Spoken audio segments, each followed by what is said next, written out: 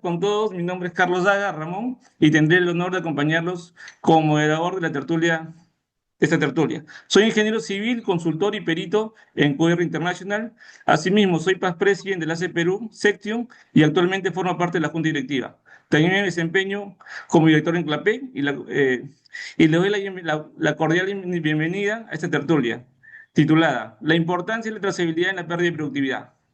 Un tema de gran relevancia para quienes participamos en los contratos de construcción.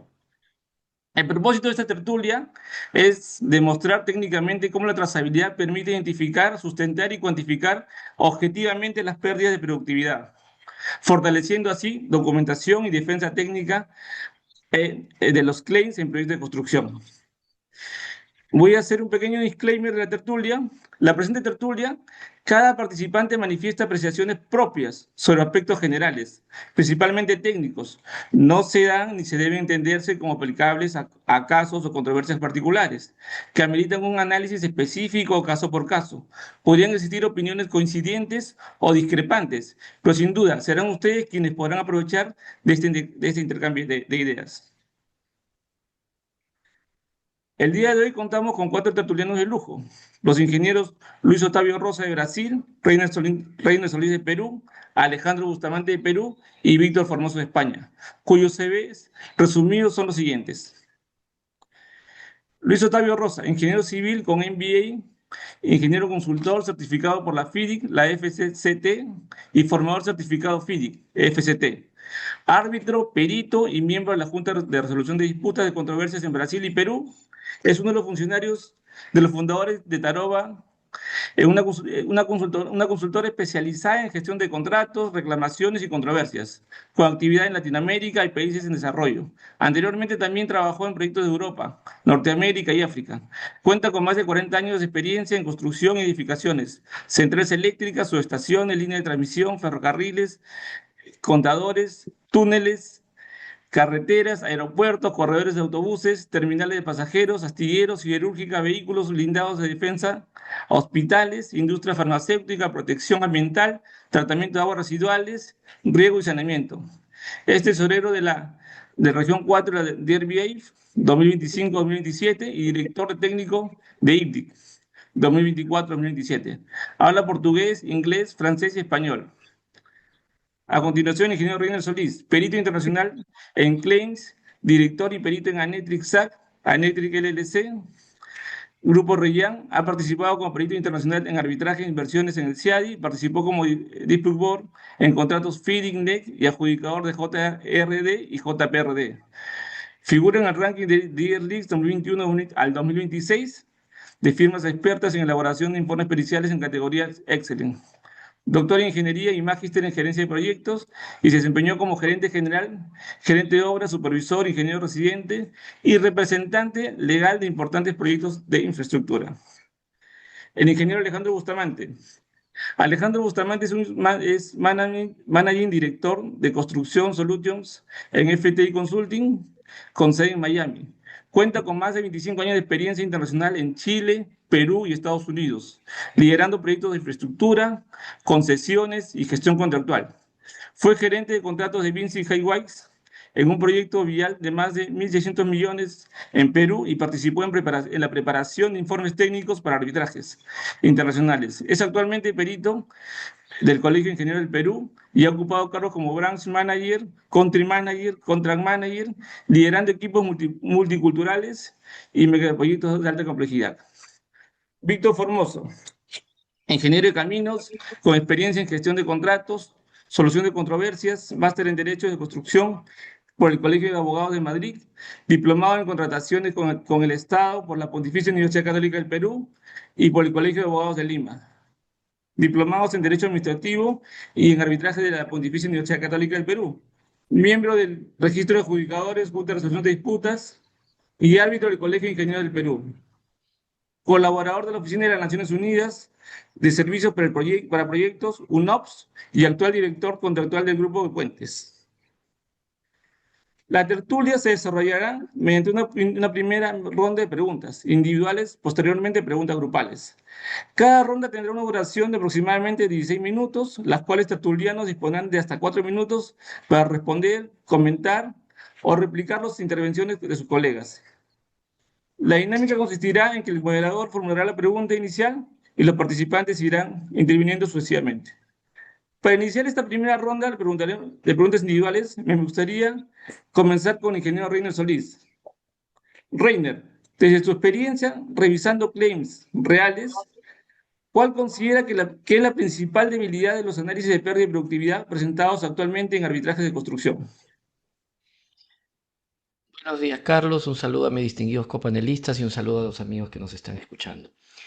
Hablando de la principal debilidad de los análisis de pérdida de productividad en arbitrajes, yo diría que desde mi experiencia revisando claims de construcción, diría que la principal debilidad no está necesariamente en que se use una metodología equivocada, sino en que muchas veces se usa una metodología reconocida sobre una base probatoria débil. Es decir, por ejemplo, se invoca la milla medida, el valor ganado, el costo total modificado, factores de industrias o comparaciones entre actividades, pero cuando uno entra al detalle, el análisis no logra conectar de manera trazable tres elementos esenciales: el evento disruptivo, objeto, la actividad afectada y la pérdida concreta de rendimiento. Por ejemplo, la RP25R03 del ACE parte justamente de una realidad práctica. La pérdida de productividad es una de las materias más controvertidas en claims de construcción, porque a diferencia de los costos directos, normalmente no se registra de una manera separada ni contemporánea. Esa es la raíz del problema.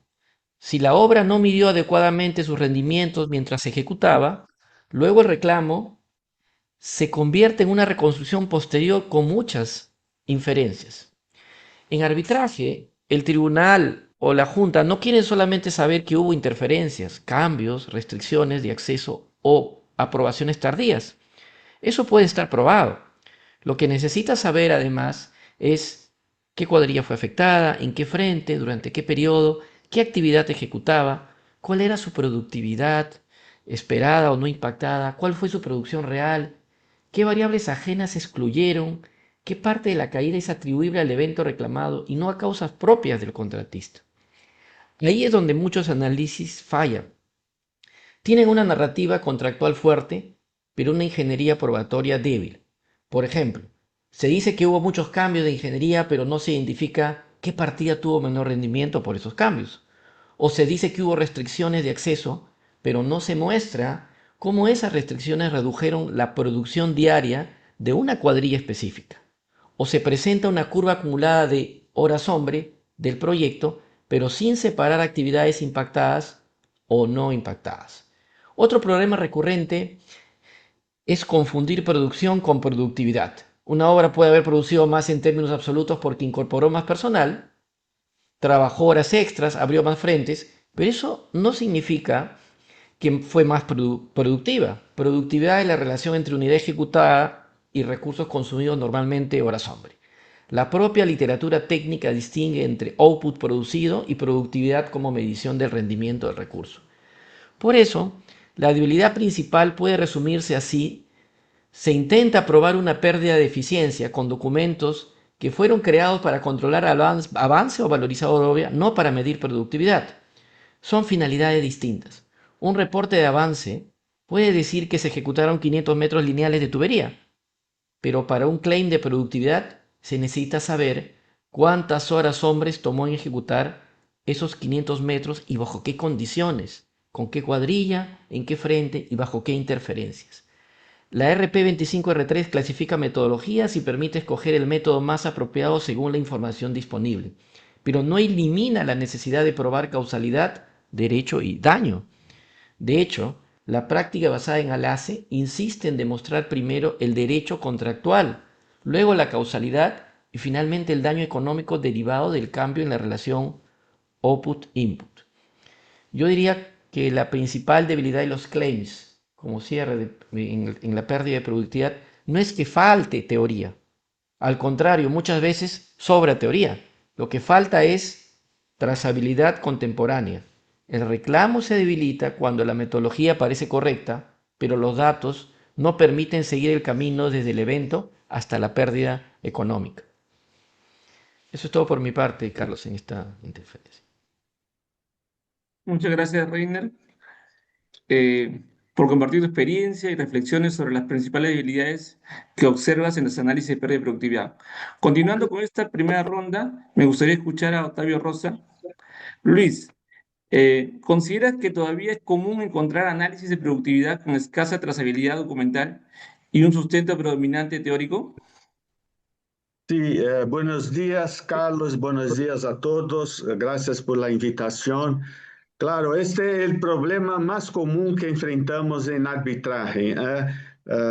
Se busca la teoría, pero no se tiene los datos, los documentos, los registros. Entonces, en verdad, eh, a partir de los registros que tenemos, se va a buscar la teoría, la metodología que podemos aplicar utilizando estos registros. No basta escoger la mejor tecnología de las distintas que tenemos si no tenemos registros suficientes. Entonces, claro, muchas veces la parte intenta presentar su reclamo, pero no tiene base, no tiene documentación que sustente este reclamo. Entonces, yo diría es el mayor problema que tenemos normalmente en peritaje, analizar reclamo sin los registros.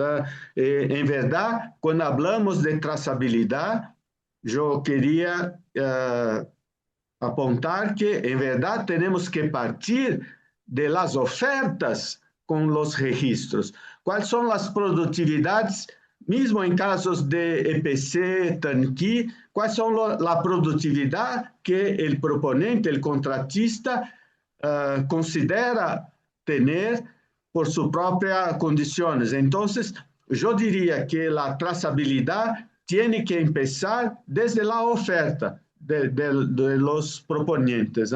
Este es un poco los puntos que podría tratar con mi experiencia, Carlos. Muchas gracias, Luis, Octavio. Ahora continuamos. Ha resaltado la importancia de respaldar cualquier análisis con evidencia verificable y una adecuada trazabilidad de la información. Ahora me gustaría escuchar la opinión de Víctor Formoso. Víctor, al revisar un claim de pérdida de productividad, ¿qué señales le permiten identificar que el análisis fue elaborado principalmente para el arbitraje y no como parte de un seguimiento real de la obra? Bueno, de nada, muchas gracias por la invitación.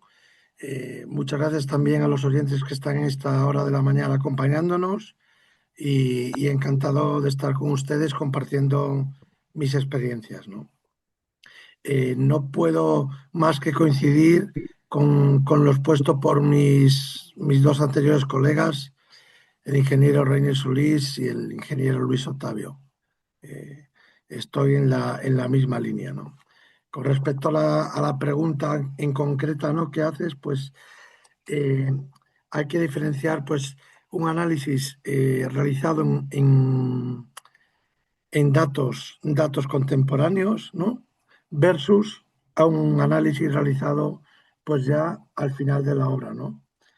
Un análisis con datos contemporáneos, pues sin duda que es mucho mejor porque tenemos parte de trabajo, tenemos datos reales, podemos realizar, compararlos con esas líneas bases, como decía Luis Octavio, establecidas en oferta, podemos establecer esa causa-efecto justo con el efecto, con el evento disruptivo, ¿no?, que se produce, y hay una trazabilidad clara desde el minuto que se produce esa disruptividad, ¿no?, que afecta a la productividad de los equipos en obra. Mientras que si nos vamos al final a un arbitraje, pues ahí, pues generalmente, ¿qué es lo que permite distinguir eso? Pues que abunda mucha metodología, faltan muchos datos de campo, muchos partes, muchos, mucha prueba que permita acreditar de manera fehaciente el impacto que se tiene en la pérdida de productividad. Y más aún, como dijo el ingeniero Reiner, ¿no? ¿Qué parte afecta a la productividad, ¿no? O sea, yo me quedaría un poco con este resumen, ¿no? Que, que es mucho mejor dar un seguimiento contemporáneo, ¿m? De los hechos, o sea, de los hechos producidos en obra, ¿no? Y no dejarlos para el final, para un posterior arbitraje, para preparar un reclamo.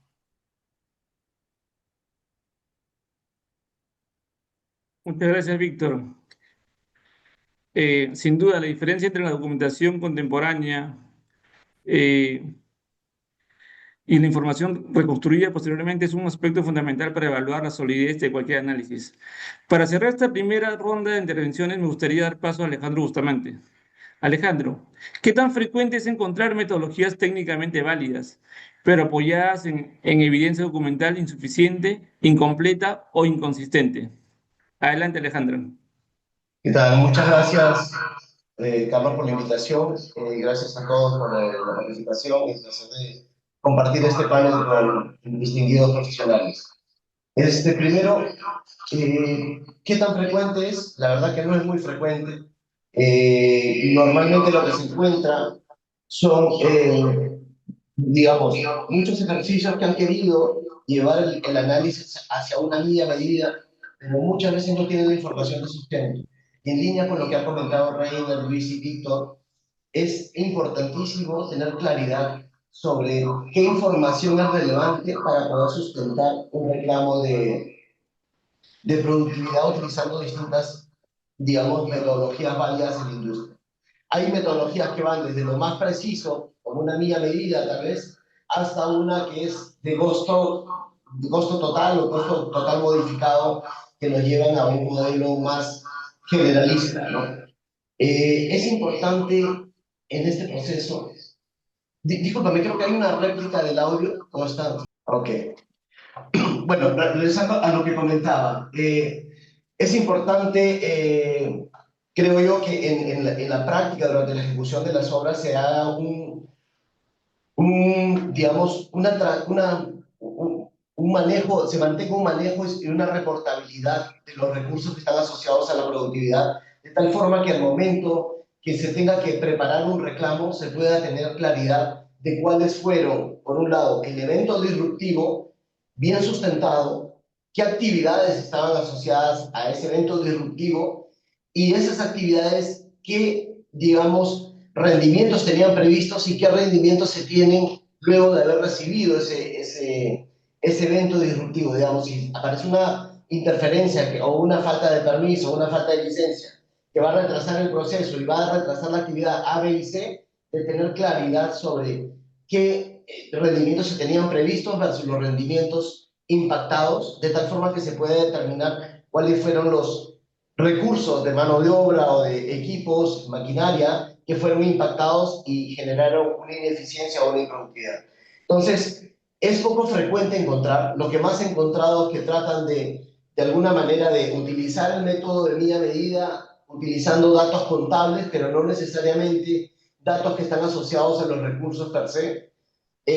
También he visto que cuando van al costo total, quieren calcular el costo total de mano de obra incurrido versus el presupuestado y la diferencia total lo quieren reclamar.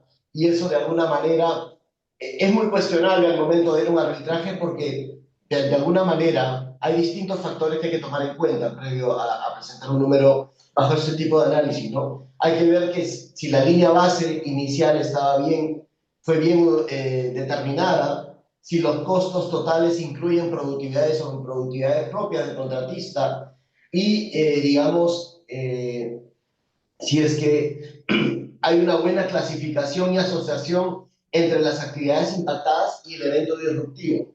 Me ha pasado y he identificado en algunos proyectos que quieren reclamar improductividad de ciertas actividades que ocurrieron en un momento diferente al momento, digamos, en el cual se desarrolló el evento disruptivo.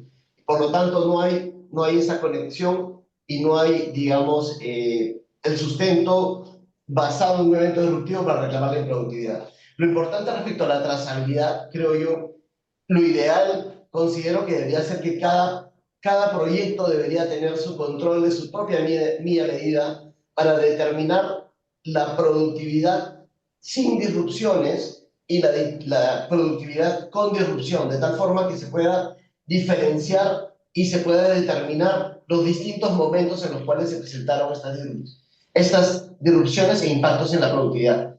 Aquello todavía digamos, es muy prematuro en este mercado. En otro mercado lo he visto. Hay empresas que invierten en prevención y mitigación y acompañan el proyecto.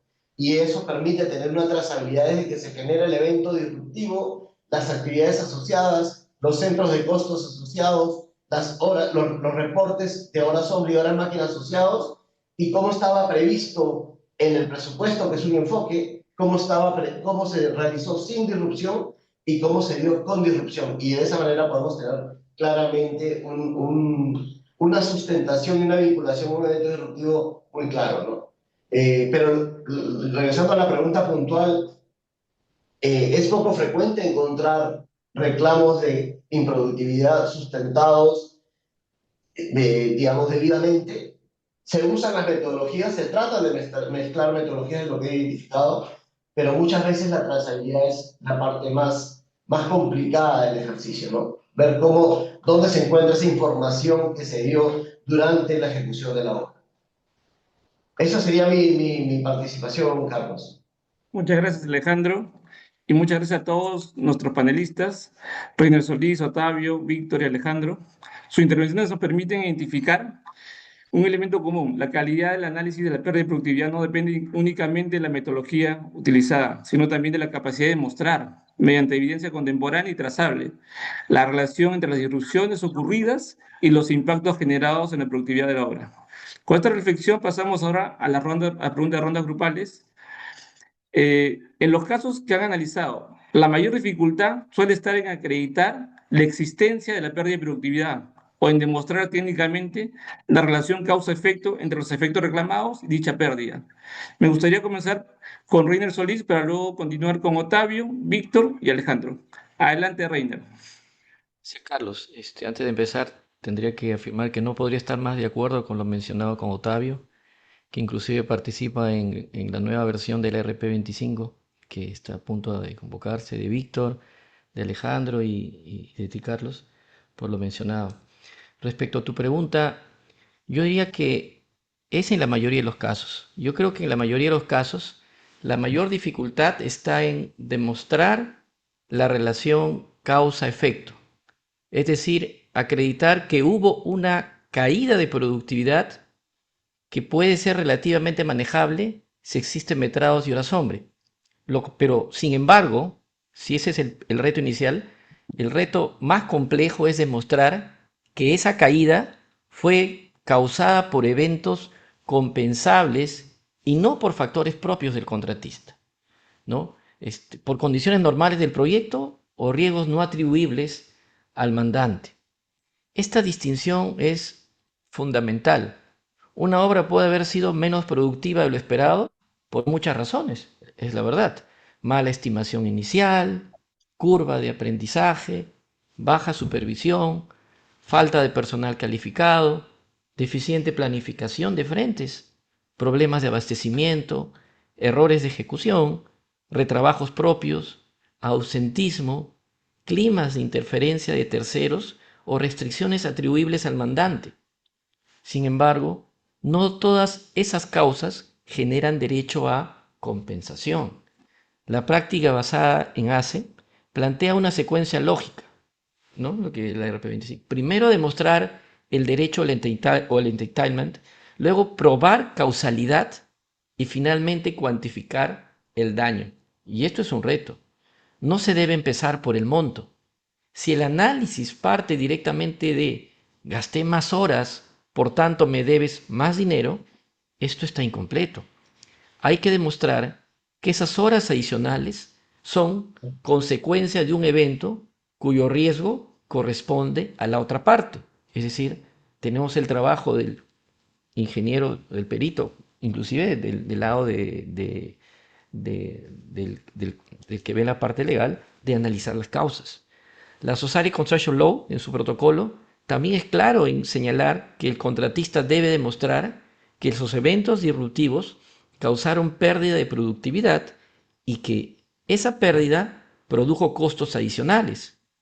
Pero además recuerda que la disrupción no es una causa de acción autónoma, por decirlo. Debe estar conectada con una base contractual y legal de derecho, por no decirlo. Este punto es muy importante, sobre todo para el arbitraje. El tribunal puede estar convencido de que la obra fue complicada y muy complicada, y aún así rechazar o reducir el claim, si es que no se acredita la causalidad. En arbitraje, a veces no basta con demostrar que hubo dificultades.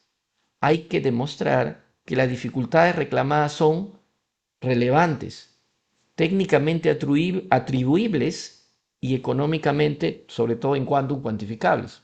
Por ejemplo, supongamos que el contratista reclama pérdida de productividad por liberación tardía de frentes, que es el caso común. El análisis debería demostrar qué frentes no fueron liberados, en qué fechas, qué actividades estaban programadas allí, qué cuadrillas quedaron afectadas, qué trabajo alternativo se ejecutó, qué rendimiento se obtuvo antes y después, y qué restricciones se notificaron, por ejemplo, qué medidas de mitigación se adoptaron y qué horas adicionales se generaron. Sin ese puente, la causalidad queda enunciada, muy enunciada, pero no probada. Por ejemplo, cambios de ingeniería. No basta decir que hubo muchas revisiones de planos, hay que identificar qué cambios alteraron métodos constructivos, secuencia, tamaño de cuadrilla, curva de aprendizaje, logística el retrabajo, ¿no?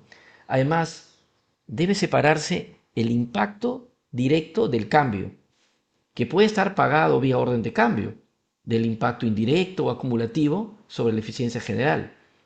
Si no se descuenta lo ya reconocido en órdenes de cambio, existe riesgo de duplicidad inclusive. También debe tenerse cuidado con la coincidencia temporal, ¿no?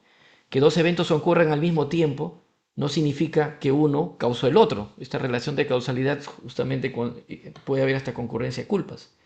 Si en el mismo periodo hubo interferencias del mandante, pero también falta de materiales del contratista, la caída de productividad debe ser analizada con separación causal. La causalidad no se presume por correlación. Siempre decimos, oye, correlación no necesariamente significa causalidad, ¿no? Eso podría tener algún grado de sesgo indirecto.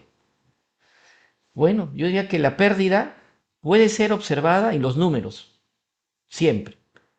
Sin embargo, la causalidad tiene que construirse con evidencia. En mi opinión, ahí se define el éxito o el fracaso del claim. El reclamo fuerte no es el que demuestra que la obra fue ineficiente, sino el que demuestra por qué fue ineficiente, quién asumía ese riesgo y cuánto de esa ineficiencia es recuperable. Gracias, Carlos. Muchas gracias, Reiner. Adelante, por favor, cedemos el paso a Octavio. Adelante, Octavio. En verdad, la mayor dificultad es la relación causa-efecto. Yo creo que todos estamos de acuerdo, porque si hay una pérdida de productividad constatada, no significa que las causas están identificadas. Como sabemos, si tenemos una causa identificada, pero no tenemos tantos registros o documentos, podemos utilizar una metodología menos precisa, sin duda, pero el más importante es la causa-efecto, es en general en las experiencias que tengo la más difícil. Muchas veces constatamos una pérdida de productividad en general, pero no hay causas o las causas son concurrentes, hay la ineficiencia del contratista, como como vimos, não basta dizer que há cambio de desenho ou que cambio de desenho em uma parte da obra não será responsável, poderá não ser responsável por la pérdida de produtividade a 200 kilómetros de distância. Então, seguro que a maior dificuldade é, sobretudo, a pérdida, a causa-efeito. Depois, hoje em dia, temos muitas metodologias que nos permitem, mesmo com menos registros, se estamos seguros das relações, se demonstramos as relações causa-efeito, lo poderemos utilizar algumas das muitas tecnologias que temos. Por el momento es esto, Carlos. Muchas gracias, Luis. Por favor, adelante, damos el paso a Víctor. Víctor, por favor, adelante. Sí, yo no puedo estar más que en acuerdo con mis compañeros, ¿no? La mayor dificultad aquí es la relación causa-efecto, ¿no? Y ver qué porcentaje de esas causales, ¿no?, impactan en la productividad. Esto es, ¿no? Nosotros tenemos una productividad tipo, ¿no? ¿Qué porcentaje de esa causal me impacta en la productividad? ¿Cuánto de eso puedo reclamar? Y otro punto de vista que me gustaría a mí señalar, ¿no?, que se está produciendo, yo ahora mismo tengo dos peritajes por pérdida de productividad, ¿no? Y van en otro sentido, que es que pues en España, no sé si conocéis, hace 2 años se produjo el efecto de la Dana, que fue pues una riada en la que murieron 211 personas, ¿vale? Entonces, ¿qué pasó? ¿O qué está pasando? Que todos los medios se han llevado para reconstruir lo que es la ciudad de Valencia, ¿no?, y sus aledaños. Entonces, a la hora de ejecutar hay pérdidas de productividad, hay pérdidas de productividad. Y lo que se tiene que demostrar, ¿no?, es que esa pérdida de productividad que se está teniendo no pudo ser prevista en el momento de hacer la oferta. Es decir, que la saturación de mercado que produce esa pérdida de productividad era imprevisible y es inevitable, ¿no? Sería la aplicación de la famosa cláusula rebus sic stantibus, que se produjo mucho de moda en épocas del COVID, ¿no? Simplemente tratar también ese otro caso. Por lo demás, nada más que añadir por mi parte. Muchas gracias, Víctor. Bueno, ahora para cerrar la pregunta grupal damos el pase a Alejandro. Adelante, Alejandro. Sí, no, igual que mis colegas, ¿no? Completamente de acuerdo. Yo creo que la parte más crítica y más relevante es la determinación de la causa y el efecto. Y un factor adicional que quería, digamos, incluir en este punto es la temporalidad de los eventos disruptivos, ¿no? Porque es importantísimo tener claridad cuándo se dan los eventos disruptivos, digamos, cuándo iniciaron y cuándo finalizan, para ver en el tiempo cómo esto se relaciona con las actividades asociadas al cronograma. Porque de ahí vamos a decantar las actividades, si fueron críticas o no críticas, los recursos asociados a esas actividades y digamos, ver y poder determinar si efectivamente hay desvíos o no. Lo más complicado, número uno, es la causa, determinar la causa, el efecto, la temporalidad y luego, digamos, otro punto también que considero relevante es ver si esos efectos, digamos, esa causa y efecto son imputables o al contratista o al contratante y ver qué obligaciones contractuales han impactado. Porque muchas veces se tienen eventos disruptivos, pero son eventos disruptivos que se dan porque muchas veces no se actuó con diligencia, hubieron errores en la oferta o el resto pues que sería ya por parte del contratante que no otorgó las facilidades, no otorgó las liberaciones de predio, los permisos, qué sé yo, toda la serie de compromisos obreros que estaban asociados más al contratante. Pero, nuevamente, coincido en que la causa y efecto es lo más relevante. La determinación de eso blinda de alguna manera el análisis del impacto.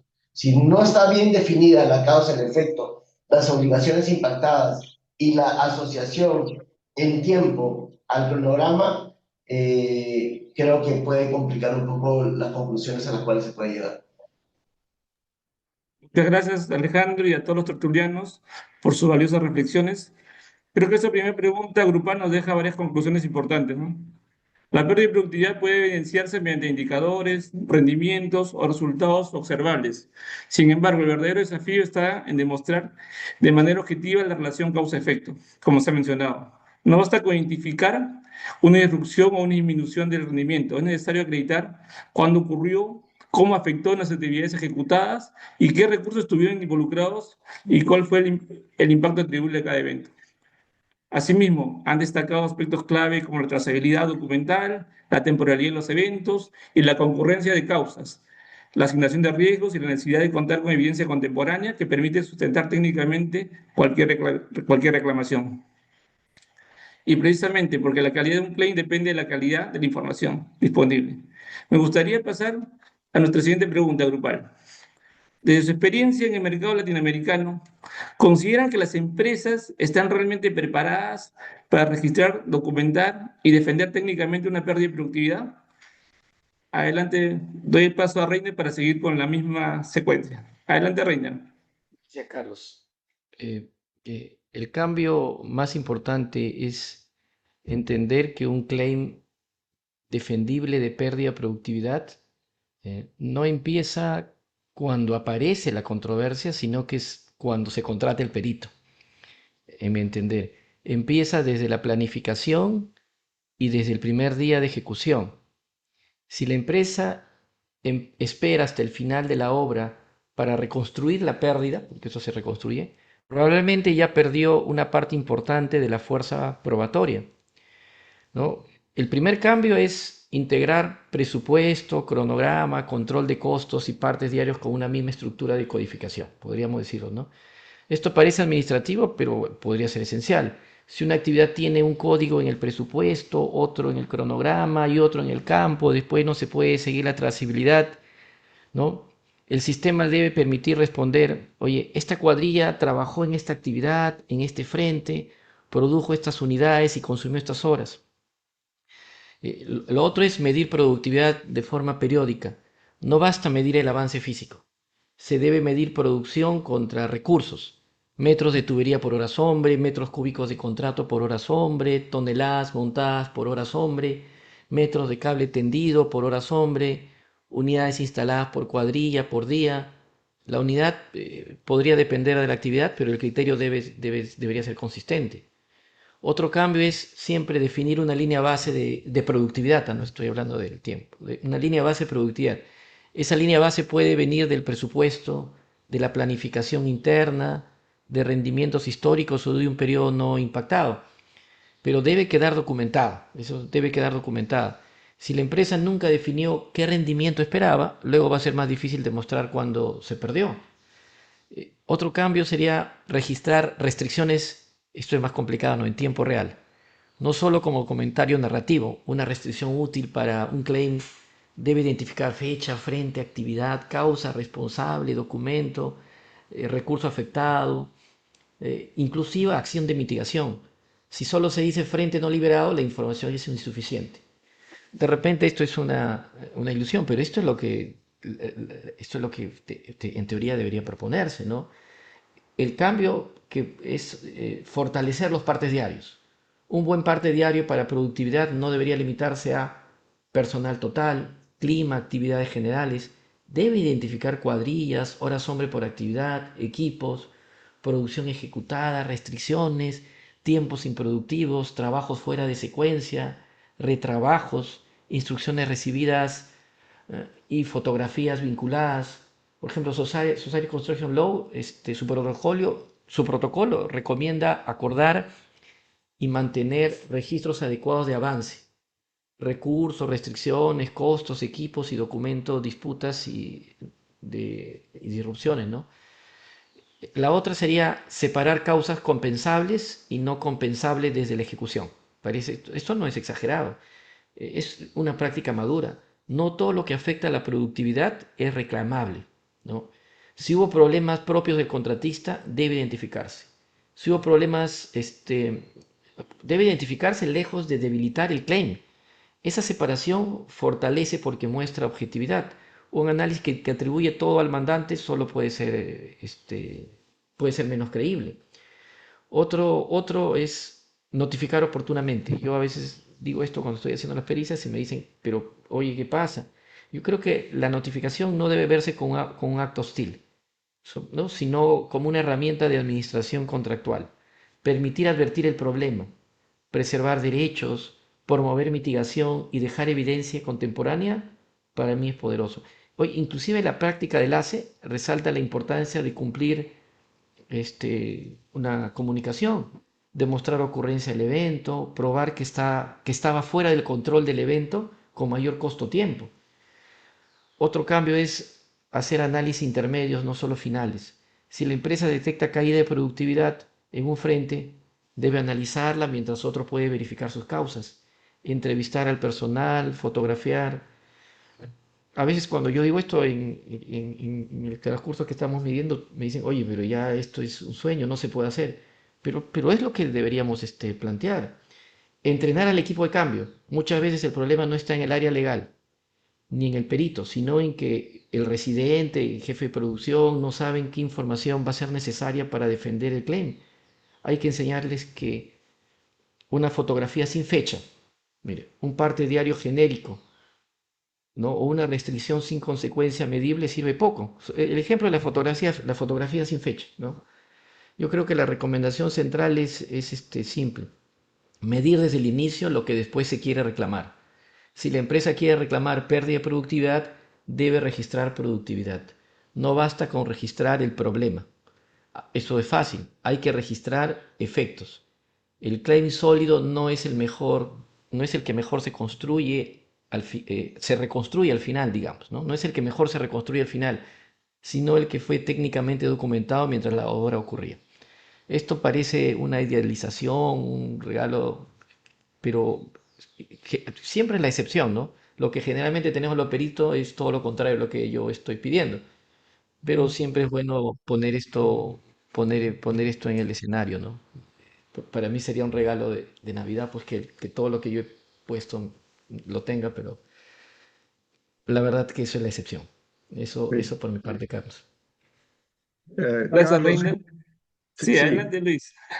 Carlos, cuando hablamos, cuando preguntas si las empresas están preparadas para registrar, documentar, en general, hoy no vemos esto. Pero claro, tenemos que tener un cambio de mentalidad, de postura, sobre todo de las contratistas, para que hagan los registros y los tornen bilaterales. También no basta tener los registros y guardarlos ocultos.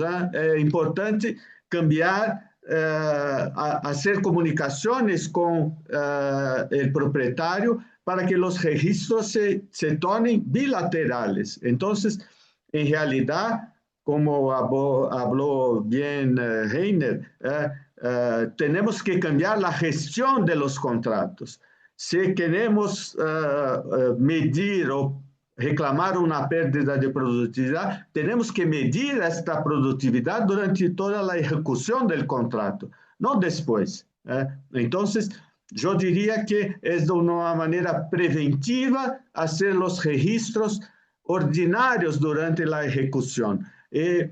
Claro, una notificación no es la guerra, no es una disputa. Entonces, hacer las notificaciones para que se intente la prevención de las disputas de una manera adecuada, porque al final el objetivo es terminar la obra y no ganar un reclamo. Entonces, yo diría que hoy necesitamos de un cambio de mentalidad, sobre todo de las contratistas. Más transparencia, más registros bilaterales, más cooperación contratante, el dueño, el propietario con la contratista.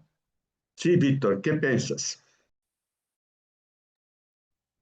No puedo estar más en acuerdo con ustedes dos y sobre todo esa bilateralidad. Y quería añadir que en mi experiencia, que tengo más experiencia desde el lado del contratista, ¿no? Esto sí que viene mucho implementado o viene mucho particularizado también por parte del cliente, ¿no?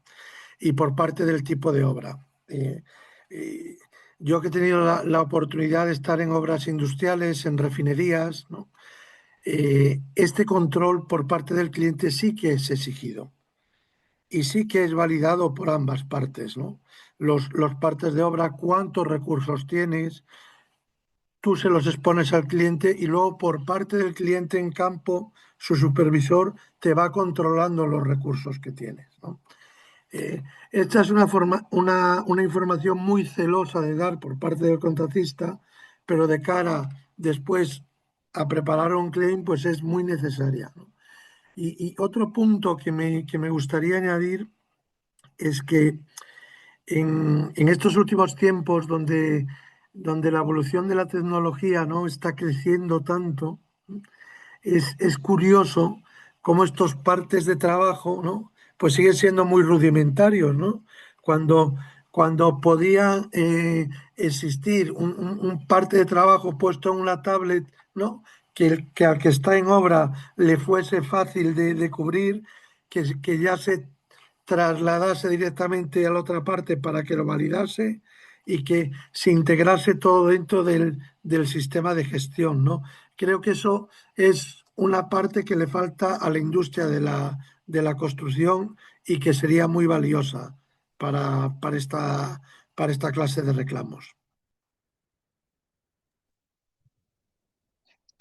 Bueno, continúo yo, creo que es la secuencia regular de la tertulia.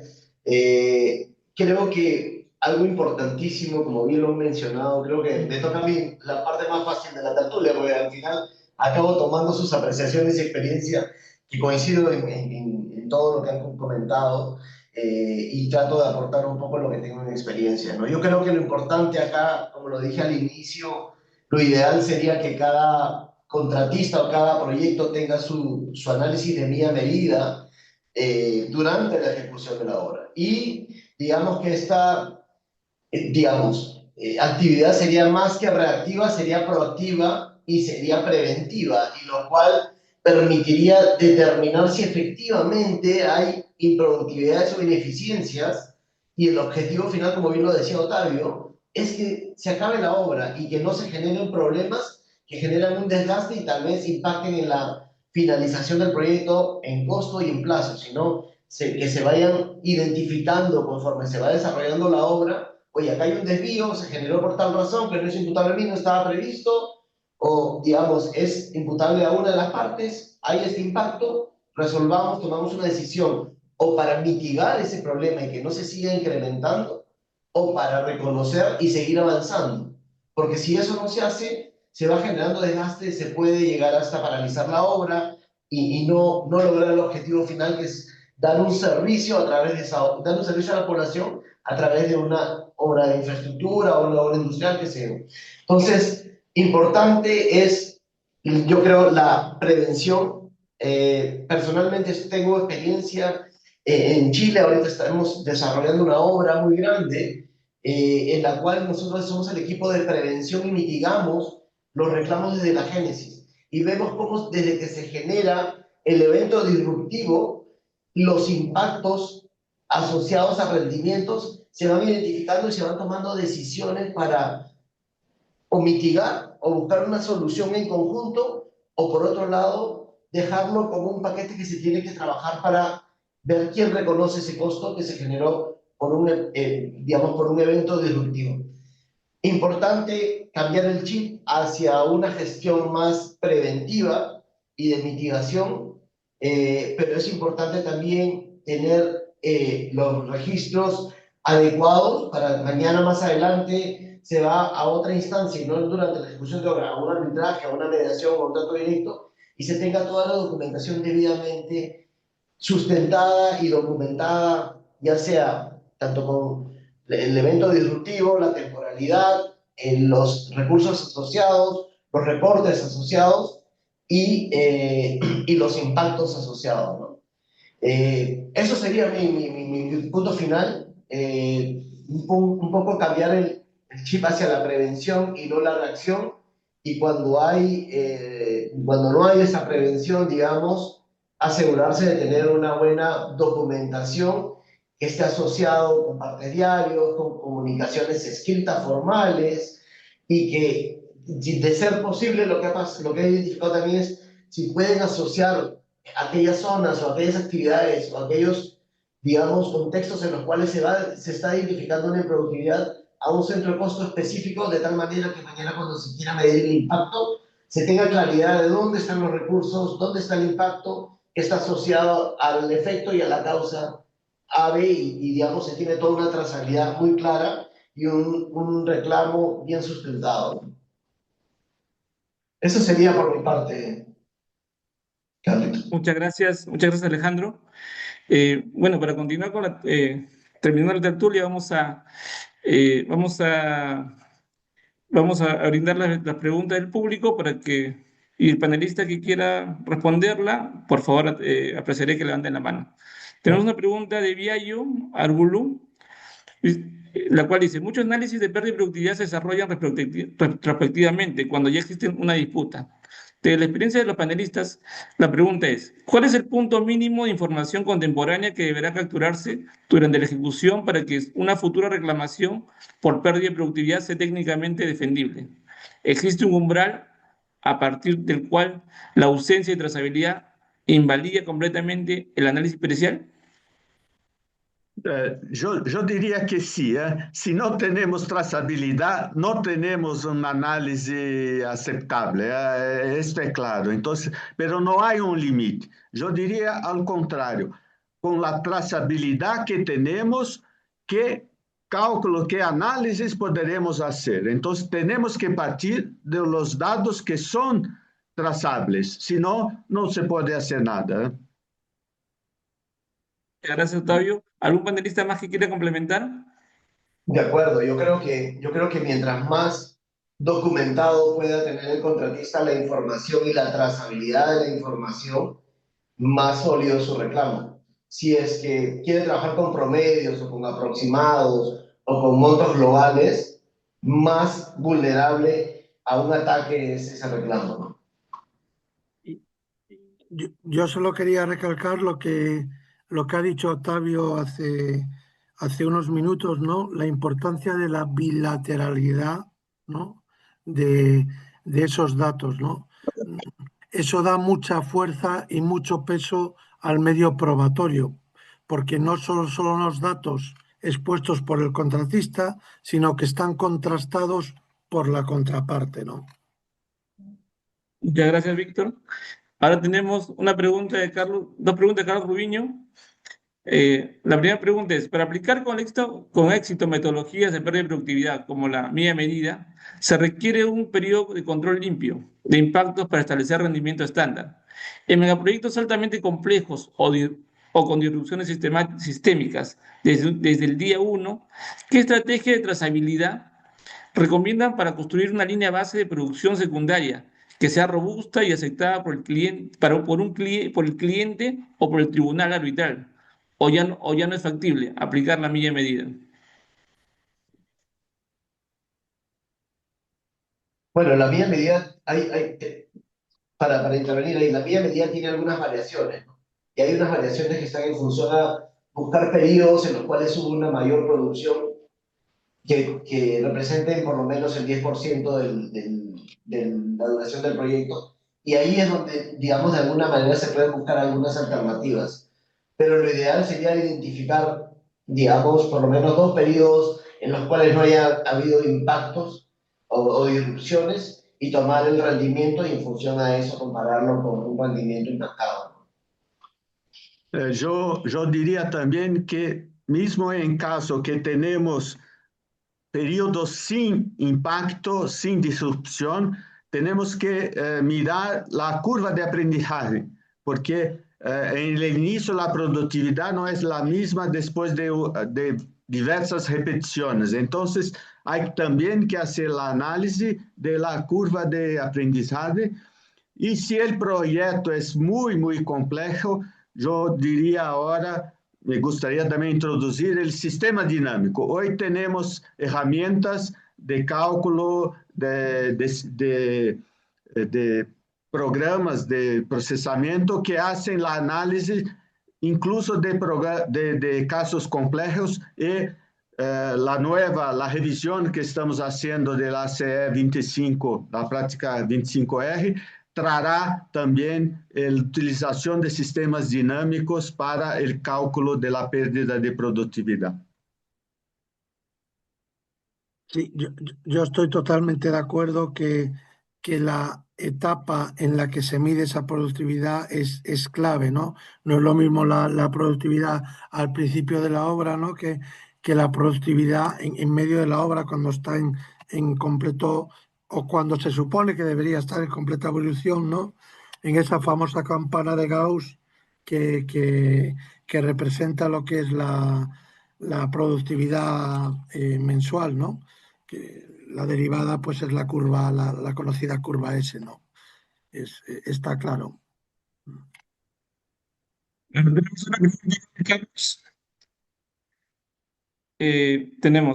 Muchos hemos tratado de implementar registros de control diarios en campo, pero a menudo se sufre de un problema de datos de entrada o registros deficientes. Desde su experiencia, ¿cuál es el nivel de granularidad óptimo para que debe exigir el equipo de control de proyectos en el tareo y la asignación de horas hombre para que la trazabilidad sea útil en una cuantificación de disrupción, sin asfixiar burocráticamente al personal de campo? Si quiere comienzo yo, esta, por comenzar alguna. Pa- Adelante, Víctor. Finalicé la anterior, comienzo esta. Eh, para mí lo que debe de llevar un parte de trabajo pues es los recursos que se emplean en realizar una determinada tarea y lo que se produce, los metros, por ejemplo, si están poniendo en encofrado, los metros cuadrados que han colocado de encofrado.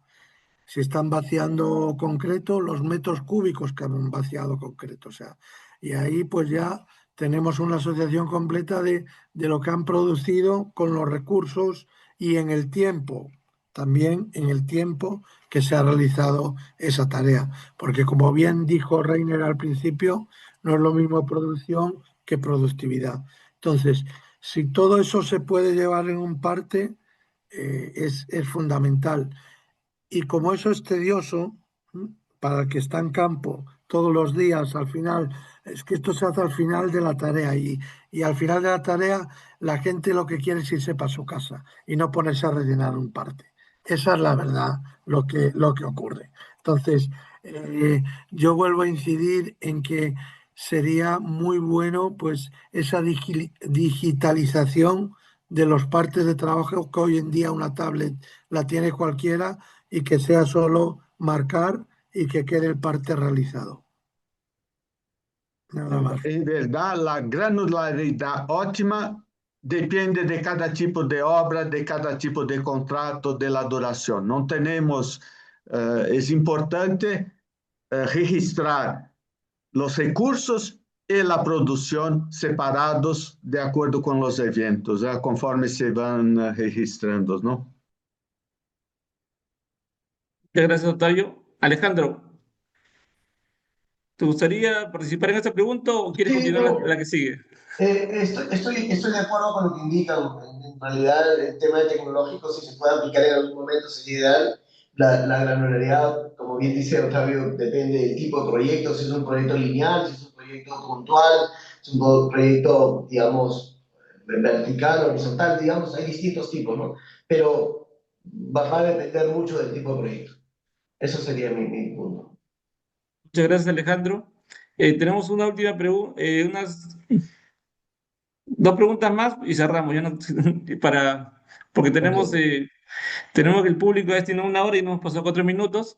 Bueno, considero que tener viene de parte del ingeniero Isiche, Y dice, considero que tener un plan de trazabilidad como parte del plan de gestión de proyectos sería muy importante.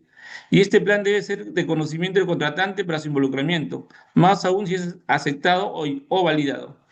En este plan agregaría un gran aporte para el equipo que tenga un lineamiento preestablecido de las acciones a realizar en una interferencia o evento que genere una disrupción. Y mientras más involucraremos al contratante y a su representante durante el registro, clave para reducir la brecha. Disculpen, este ha sido un comentario. Vamos a, vamos a seguir con la pregunta de Bárbara para cerrar. En el ámbito preventivo, ¿qué indicadores o registros consideran que deben ser realizados deben ser analizados, hacer seguimiento? Se me ocurre analizar los rendimientos de los APUs más relevantes acordes a la realidad. Y pregunta ya, no sé si hay alguna directiva del ACE al respecto, acerca de los indicadores o registros que consideran que deben ser analizados para hacer seguimiento. Carlos, hay una otra pregunta que trata de alertas tempranos. Yo creo que es importante también decir algo. Si Ok, hay un adelante. evento que causará una pérdida de productividad, es importante hacer el alerta temprano para que las partes juntas busquen la reducción del impacto de este evento. Entonces, de nuevo, tenemos que trabajar en cooperación. Entonces, hacer el alerta, la notificación para la otra parte, para que se hagan, tal vez, en este caso, registros más detallados esta situación, para después discutir la pérdida de productividad también, ¿no? Muchas gracias, Octavio. Bueno, para cerrar, quiero agradecer a todos los panelistas. Uno me llegó al final de la tertulia y me gustaría cerrar con una breve reflexión. Hoy hemos comprobado que la pérdida de productividad es mucho más que un ejercicio de cálculo o una aplicación de una metodología. Detrás de cada análisis existe una historia que debe ser demostrada con hechos, registros, evidencia y trazabilidad de la productividad en el campo. Pero también se documenta o se deja documentar en el día a día de la gestión de proyectos. Creo que quizás la principal lección de esta conversación es que los mejores reclamos no son aquellos que se construyen años después en una sala de arbitraje, sino aquellos que comienzan a construirse desde el primer día de obra, mediante una adecuada gestión de información, los riesgos y las comunicaciones contractuales. Agradezco verdaderamente, sinceramente, la participación del ingeniero Reiner Solís, el ingeniero Luis Octavio Rosa, el ingeniero Víctor Formoso y el ingeniero Alejandro Bustamante, por compartir sus experiencias y conocimientos. Asimismo, agradezco a todos los asistentes que nos acompañaron y participaron en esta actividad con sus preguntas y comentarios. Y finalmente, quiero invitarlos a todos al, segundo congreso, al tercer congreso de CLAPEC. Disculpe un momentito. 24 y 25 de agosto en São Paulo.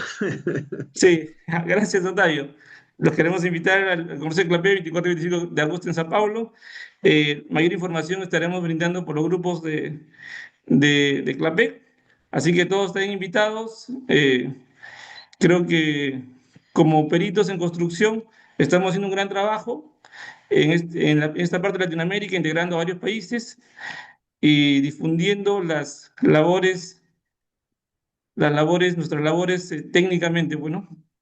Así que un aplauso para todos ustedes y los invito a abrir sus cámaras para la